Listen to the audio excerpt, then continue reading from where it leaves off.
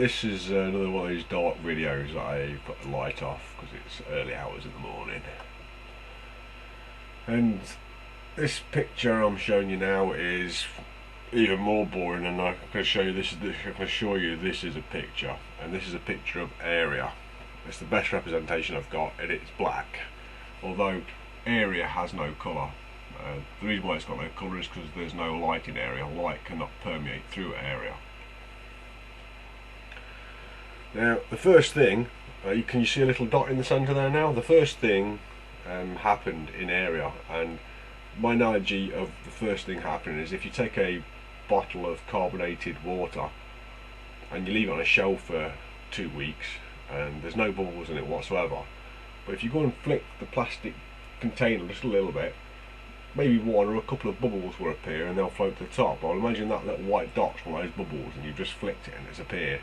Although the analogy is not brilliant, that is how life started. And I know this is how life started because it started. I'm here talking to you, so it definitely started. So it started and it was pretty small. And, well, it's like a tear in area. It's like a rip. It's like some kind of... Well, it's now space. That's what it is. It's space. It's the first bit of space, and that's how big it was. Really, really small. And a few milliseconds later, it was that big. Not a lot bigger. You know, like the Big Bang, you expect this to be the size of a universe by now, but you know, it wasn't. It was that big.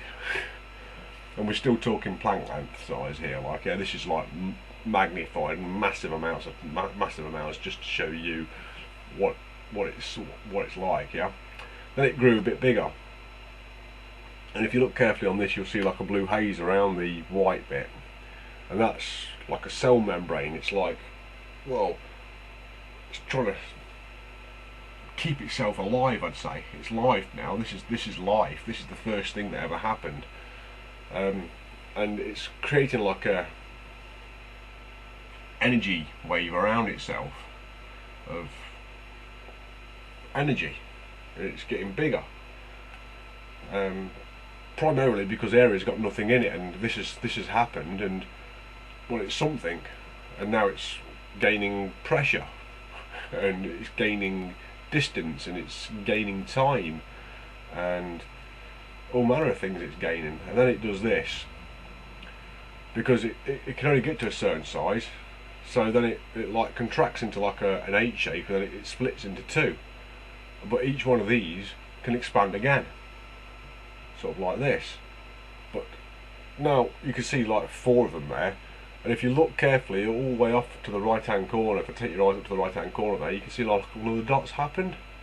Well, because space started, well, then you've got to realise that in this infinite area of nothingness, where there is no dimension, but there is no limits on what can happen, another bit of space happened. So our space keeps on expanding, and the other bit of space, well, it got to maximum size before mitosis happened, and then this happened, and now like you've got our space, which is down in the bottom left hand corner, which is eventually becomes our universe, and then you've got another space up in the top right hand corner, and that's expanding too, and that's going to eventually become another universe, or it could alternatively ping into existence with ours and join in with our universe, and that could have been, you know, joining in with our universe. But there's a possibility there that you've got 2 universes.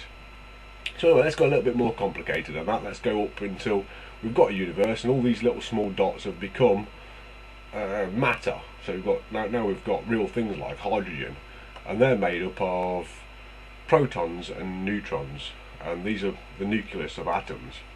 And the nucleus of an atom looks pretty much similar to this. You have an up down and 2 up quarks and a down quark, or 2 down quarks and an up quark, making either a proton or a neutron.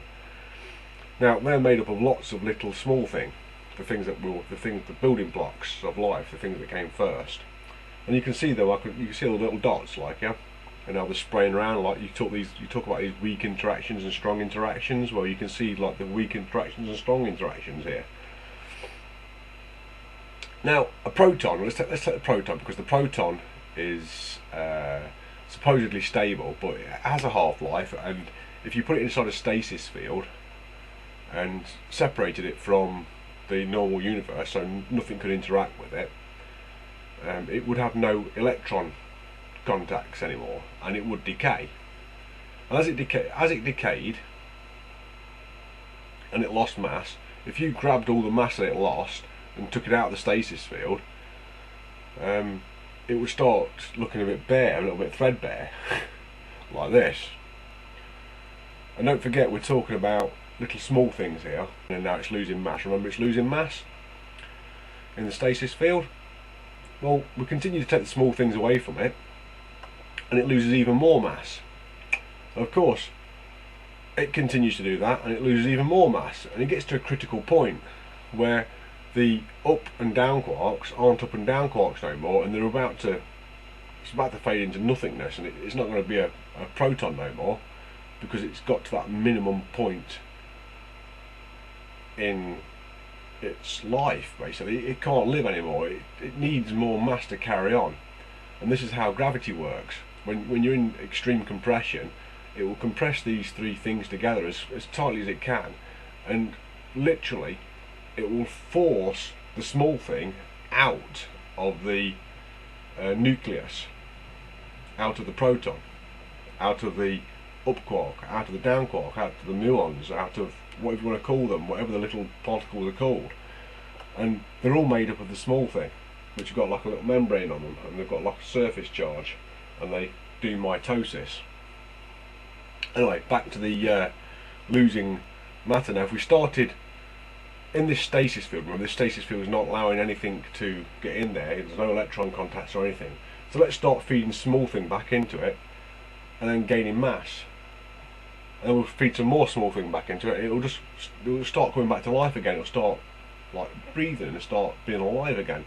And then we can eventually bring it back to full mass again. And that's basically how gravity works, and basically how life started. And that's it. Basically, that's how you and me are here, and that's how it all works. So stick all that together, put that through your computer, and let's have some artificial gravity. Let's go to space.